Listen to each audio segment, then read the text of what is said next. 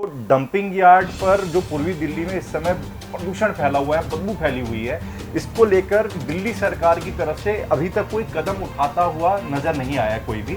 तो मैं चाहता हूं कि इस पर आप किस तरीके से काम कर रहे हैं, आपकी सरकार किस तरीके से काम कर रही है और दिल्ली सरकार को इन मुद्दों के ऊपर कैसे जगाया जाए। कोरोना फर्स्ट और सेकंड में आपने सिर्फ और सिर्फ एमसीडी के वॉरियर को अपनी गली में देखा होगा, अपने घर के पास देखा होगा, जो कूड़ा लेने आते थे, सफाई करने आते थे, फॉग करने आते थे। आपने दिल्ली सरकार के किसी भी कर्मचारी को नहीं देखा होगा। आरोप लग रहे हैं कि ये एमसीडी का जो विलय किया गया है ये सही नहीं है। काम एमसीडी वर्कर कर रहे थे और उनको उन्होंने बेसिक सुविधाएं तक नहीं दी। उनको जो सेफ्टी के इक्विपमेंट हैं वो भी उनको प्रोवाइड नहीं किए गए। और जो शहीद हुए एमसीडी के वर्कर, उन्होंने बोला था कि 1 करोड़ देंगे, आज तक किसी वर्कर को उन्होंने 1 करोड़ रुपए देने का काम नहीं किया। कंफ्यूजन ये है कि लोग ये समझ नहीं पाते कि क्या ऐसे अधिकार हैं जो दिल्ली सरकार के अंतर्गत आते हैं, क्या ऐसे अधिकार हैं जो एमसीडी के अंतर्गत आते हैं और क्या ऐसे अधिकार हैं जो संसद और केंद्र सरकार के अंतर्गत आते हैं। दिल्ली सरकार दिल्ली की जो समस्या है उन सब पे आंख बंद करके बैठी हुई है। आपने कोविड काल में देखा, वैक्सीनेशन पे आंख बंद करके बैठ के बड़ी बड़ी सिर्फ बातें करी, कोई काम नहीं किया। मैं तो इनको चैलेंज करता हूँ, अगर आपने दी है व्हाइट पेपर पब्लिश करें, इस डिपार्टमेंट में इतनी नौकरी दी गई, इस साल दी गई और ये डेटा आपके पास है। जॉब जनरेट हो, लोगों को काम मिले, उसके लिए कोई काम नहीं किया। He is a completely failure.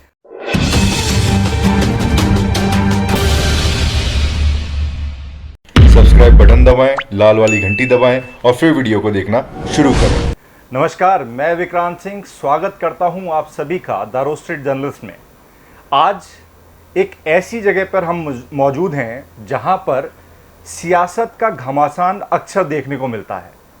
आरोप प्रत्यारोप की राजनीति भी सबसे ज़्यादा अगर कहीं देखी जाती है तो वो है राजधानी। और राजधानी की जब हम बात करते हैं तो हम बात कर रहे हैं भारत की राजधानी दिल्ली की। साथ ही आज भारतीय नववर्ष की भी हम आपको शुभकामनाएं देना चाहते हैं, नवरात्रि की शुभकामनाएं देना चाहते हैं, गुड़ी पड़वा की आपको शुभकामनाएं देना चाहते हैं। और एक संस्कृति है हमारी और बहुत सारे पर्व हैं, आज हम उन सभी पर्व के लिए आपको शुभकामनाएं देना चाहते हैं।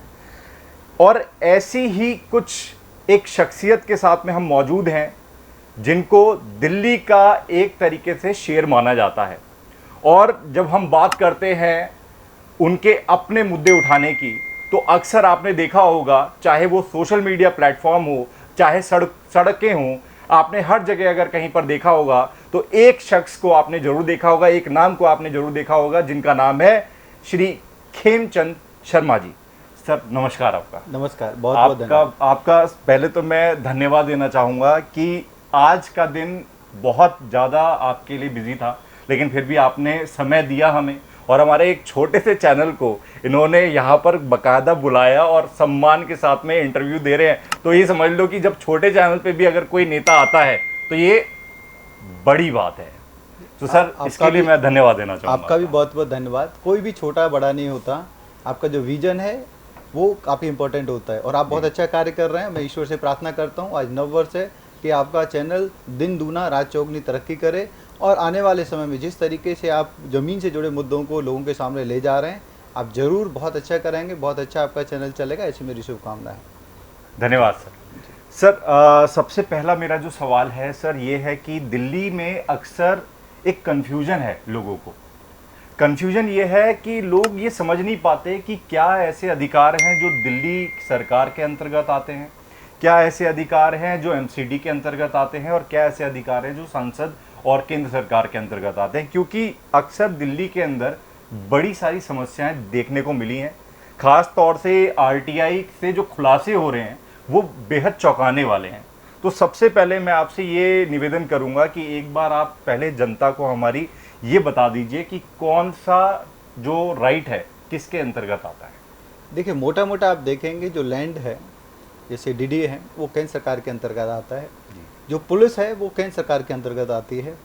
वैसे ही जो एक्सटर्नल, बिकॉज यहाँ पे सभी देशों की एम्बेसी है, तो जो एक एम्बेसी वाला एरिया है वो पूरी तरीके से केंद्र सरकार के अंतर्गत आता है। लेकिन जो और डिपार्टमेंट हैं, क्योंकि ये एक पूर्ण राज्य नहीं है, केंद्र शासित राज्य है, तो वहाँ पे केंद्र सरकार के साथ सहमति से और डिस्कशन में स्टेट गवर्नमेंट डिसीजन ले सकती है। लेकिन उनके पास ऑलमोस्ट फुल लिबर्टी है एजुकेशन में। जो एजुकेशन में जैसा चाहें वैसा प्लान कर सकते हैं, ज़रूरत के हिसाब से स्कूल खोल सकते हैं, ज़रूरत के हिसाब से कॉलेज खोल सकते हैं और ज़रूरत के हिसाब से वो वहाँ पे रिक्रूटमेंट कर सकते हैं। जी। और पूरी तरीके से दिल्ली सरकार का उस पर अधिकार है। लेकिन दिल्ली सरकार ने वहाँ पे जिस तरीके से काम किया है, दिल्ली वालों को निराश किया है।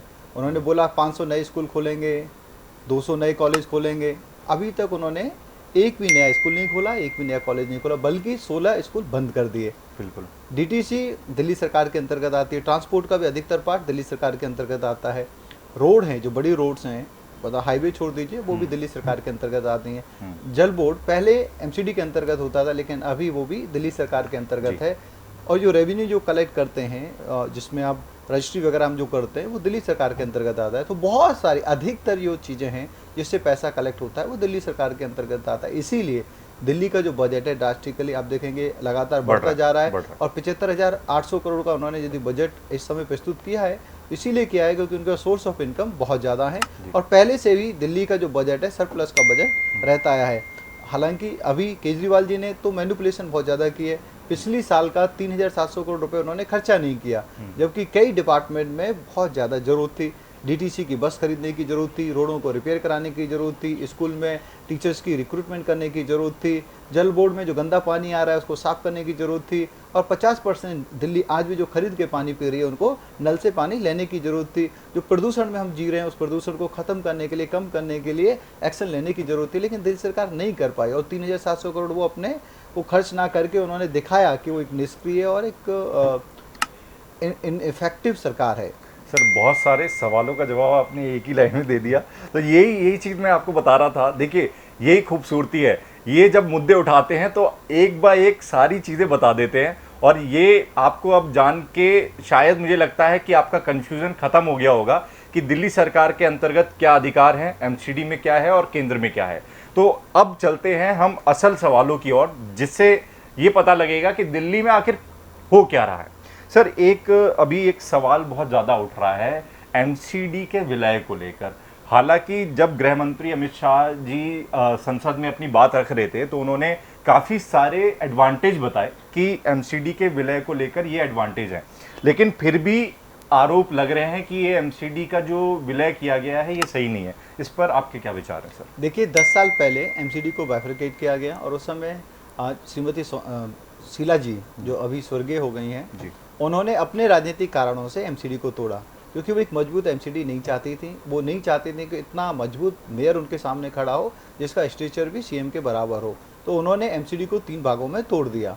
और उसके बाद हमने 10 साल लगातार देखा किस तरीके से भिन्न भिन्न प्रकार की समस्या एमसीडी के सामने आई।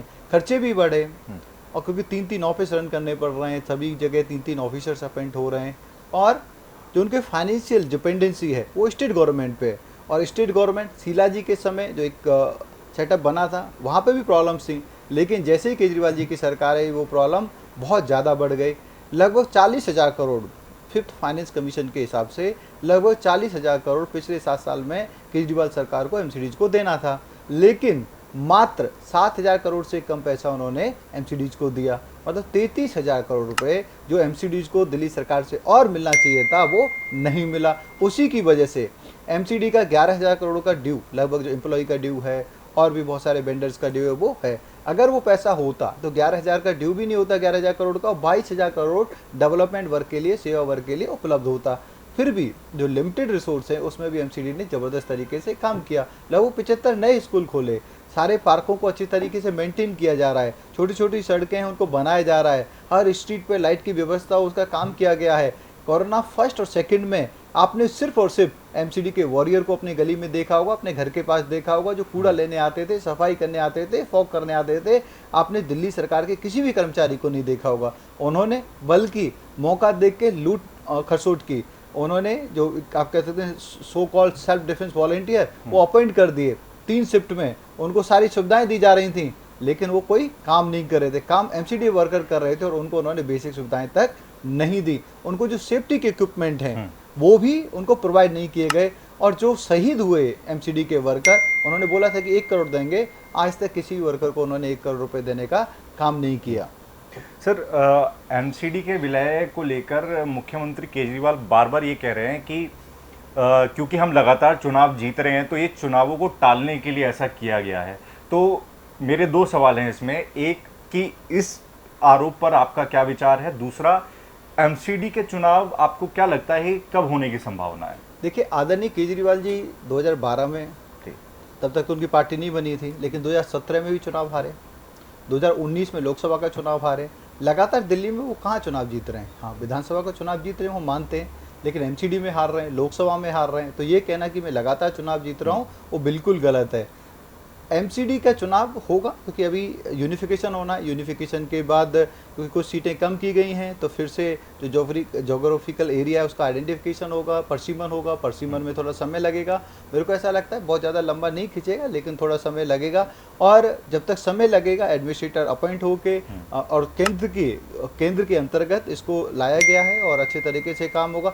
इम्पोर्टेंट ये है, जो लाखों कर्मचारी महीनों तक सैलरी के लिए स्ट्रगल करते थे, बार बार कोर्ट जाते थे, बार बार रिक्वेस्ट करते थे, अब उनको वो चिंता नहीं करनी पड़ेगी। और एमसीडी के एम्प्लॉय जो हैं वो केंद्र के एम्प्लॉय कहलाएंगे। और केंद्र के एम्प्लॉय अब हम जानते हैं, केंद्र वर्सेस स्टेट और स्टेट वर्सेस कॉर्पोरेशन, कोई भी बहुत सारी चीज़ें होती, कोई भी खुश होगा कि वो केंद्र का एम्प्लॉय का उसको स्टेटस मिले, बल्कि स्टेट से भी ज़्यादा फैसिलिटी केंद्र देती है। तो ये तो कॉर्पोरेशन के एम्प्लॉय हैं। तो लाखों जो घर हैं एमसीडी के वर्करों के, उनके यहाँ पे दिवाली मनाई जा रही है, होली मनाई जा रही है, और जो नव वर्ष है उनके लिए तो एक बहुत बड़ा तोहफा लेके आया है। वैसे ही जो डिसीजन मेकिंग है वो फास्ट होगी, और जो इंटरफेयर है स्टेट गवर्नमेंट का, क्योंकि जो पॉलिटिकल बाइजनेस की वजह से, पॉलिटिकल द्वेष की वजह से वो ख़त्म हो जाएगा।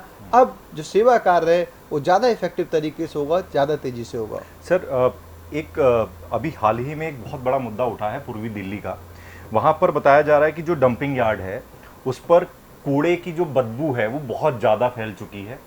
अभी हाल ही में उसमें एक आग भी लगी थी, जिसकी वजह से प्रदूषण, जो कि दिल्ली की एक स्थायी समस्या है जिस पे अभी तक कोई कार्य हुआ ही नहीं है, तो डंपिंग यार्ड पर जो पूर्वी दिल्ली में इस समय प्रदूषण फैला हुआ है, बदबू फैली हुई है, इसको लेकर दिल्ली सरकार की तरफ से अभी तक कोई कदम उठाता हुआ नजर नहीं आया कोई भी। तो मैं चाहता हूं कि इस पर आप किस तरीके से काम कर रहे हैं, आपकी सरकार किस तरीके से काम कर रही है, और दिल्ली सरकार को इन मुद्दों के ऊपर कैसे जगाया जाएगा? देखिए, दिल्ली सरकार दिल्ली की जो समस्या है उन सब पे आंख बंद करके बैठी हुई है। आपने कोविड काल में देखा, वैक्सीनेशन पे आंख बंद करके बैठ गए, बड़ी बड़ी सिर्फ बातें करी, कोई काम नहीं किया।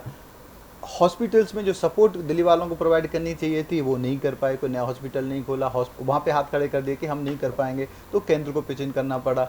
पॉल्यूशन की जो समस्या है, चाहे वो जल का पॉल्यूशन हो चाहे हवा का पॉल्यूशन हो, हर साल आता है, और हज़ारों करोड़ रुपए उन्होंने टैक्स के रूप में, ग्रीन बजट के रूप में उन्होंने कलेक्ट भी किए, और उनके पास प्रोविजन है, लेकिन उस पर भी उन्होंने कोई काम नहीं किया। वैसे ही जो ये कूड़े के ढेर दिल्ली के चारों ओर लगे हुए हैं, या दिल्ली के एंट्रेंस पे लगे हुए हैं, उसमें स्टेट गवर्नमेंट की रिस्पॉन्सिबिलिटी होती है कि वो एक प्लान बनाए, प्लान बना के उसको रिड्यूस करें।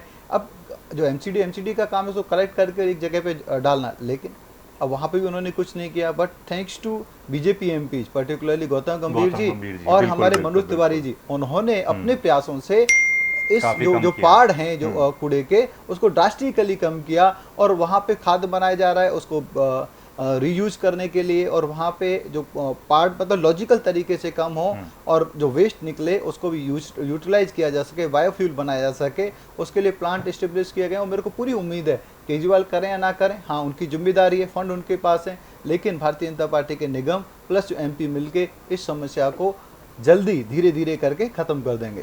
लेकिन सर, अक्सर ना ये एक समस्या आती है कि जब यहाँ पर केंद्र और राज्य सरकार दोनों रहती है तो लोगों की एक्सपेक्टेशन दोनों से होती है। अब होता क्या है कि मुख्यमंत्री केजरीवाल की तरफ से आरोप आता है कि वो केंद्र को आरोप लगाते हैं, इधर की तरफ से आरोप जाता है कि भाई उनको भी करना चाहिए। तो यहाँ पर जनता को समझ ही नहीं आता कि हमें कहाँ जाना है। तो आपने जो अभी बताया वो उससे मैं आपको सबसे पहले क्लियर कर दूं कि राज्य सरकार के अंतर्गत आता है कि वो उस कूड़े के ढेर को कम करे, और उसको जहां से प्रदूषण या बदबू वहां पर फैल रही है उसको भी घटाया जा सके। सर, अगर मैं गलत नहीं आप बिल्कुल सही, राज्य सरकार की ड्यूटी है कि वो कॉर्पोरेशन को मदद करे, और अगर कॉर्पोरेशन लगता है कि वो सीधा सीधा करवा सकती है तो सीधे सीधा करे। कॉर्पोरेशन को वो पैसा नहीं दे रहे हैं। अच्छा, 33,000 करोड़ रुपए पेंडिंग है जी। एक मुद्दा बड़ा गरमा रहा है सर। अभी हाल ही में अरविंद केजरीवाल ने कहा कि 12 लाख नौकरियों की बात करी उन्होंने, इसके ऊपर आरटीआई की गई, तो आरटीआई से पता लगा कि 2019 तक तो 440 नौकरियां थी और 2022 तक 3,246 नौकरियां थी। आरटीआई का जो पेपर है वो बकायदा आपके कई मंत्रियों ने ट्वीट भी किया है, जैसे कपिल मिश्रा जी हैं, आपने भी किया है, प्रदेश अध्यक्ष जो है दिल्ली के उन्होंने भी किया है। तो वो ये जो 12 लाख नौकरियों का एक जुमला फेंका गया था जिसके ऊपर खुलासा हुआ है, इसके ऊपर लेकर आपकी सरकार क्या कर रही है? देखिए आदरणीय केजरीवाल जी नौकरियों के काम में पूरी तरीके से फेल हैं। अलग अलग आरटीआई में अलग अलग आंकड़े हैं, लेकिन किसी भी आरटीआई में आंकड़े कुछ हजार से ऊपर नहीं है। एक आरटीआई कहती है 440 जॉब दी, दूसरी आरटीआई कहती है 2346 जॉब दी, मतलब 2500 से ऊपर कोई भी आरटीआई नहीं जा रही है। ये तो उन्हीं का जवाब है। इसका मतलब, और ये लॉजिकल है क्योंकि आज भी 20,000 से ज़्यादा पद स्कूलों में खाली हैं।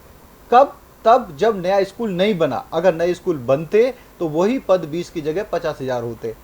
वैसे ही डीटीसी में 10-10, 12-12 साल से लोगों को परमानेंट नहीं किया गया है, एडॉक पे और डेली बेसिस पे इवन जो कंडक्टर और जो ड्राइवर हैं डेली बेसिस पे उनको रखा गया है। 700-750 रुपये देते हैं। उनका जीवन कैसा होगा? 10-10, 12-12 साल से वो हैं। नया रिक्रूटमेंट भी उतना ही ले रहा है और जो 12 साल से काम कर रहा है वो भी ले रहा है। ना डीटीसी में नई भर्ती की गई, ना ही इन्होंने नई भर्ती कोई दिल्ली जल बोर्ड में करी, ना ही किसी भी डिपार्टमेंट में उन्होंने कोई नई भर्ती नहीं करी। तो ये कहाँ से इन्होंने 1,78,000 जो सरकारी नौकरियां कह रहे हैं इन्होंने दे दी। मैं तो इनको चैलेंज करता हूँ, अगर आपने दी हैं व्हाइट पेपर पब्लिश करें, इस डिपार्टमेंट में इतनी नौकरी दी गई, इस साल दी गई, और ये डेटा आपके पास है। वैसे ही 10 लाख की प्राइवेट जॉब की बात करते हैं। अरे दिल्ली में दिल्ली वाले पूरे भारत में अपनी इकोनॉमी में कंट्रीब्यूशन के लिए जाने जाते हैं, और यहाँ पे ट्रेड होता है, यहाँ पे व्यापारी वर्ग रहता है, वो अपने आप में केंद्र की मदद से, केंद्र की जो अलग अलग योजना है उसका लाभ लेके अपने काम को आगे बढ़ाते हैं, और वो पूरे देश से आने वाले समाज को या लोगों को कुछ काम भी देते हैं। लेकिन उस काम को आप अपनी नौकरियां बना लो तो वो तो बिल्कुल गलत है। मैं मानता कि अगर आपने कोई नए आईटी हब इस्टेब्लिश किए होते, सर्विस सेक्टर में आपने कंट्रीब्यूशन किया होता कि सर्विस सेक्टर की नई जॉब दिल्ली में आ रही है, सारी की सारी सर्विस सेक्टर की जॉब या तो नोएडा में होती है, गुड़गांव में होती है, क्योंकि दिल्ली में कोई हब नहीं बनाया गया। दिल्ली वालों को वो तो कोविड की वजह से, नहीं तो 4 से 5 घंटे ट्रांसपोर्ट में उनको लगाने पड़ते थे नोएडा और गुड़गांव में जाने के लिए। अगर यही हब ये दिल्ली में बना देते तो वैसी समस्या नहीं होती। तो कहीं भी किसी भी सेक्टर में इन्होंने जॉब जनरेट हो, लोगों को काम मिले, उसके लिए कोई काम नहीं किया। He is a completely failure.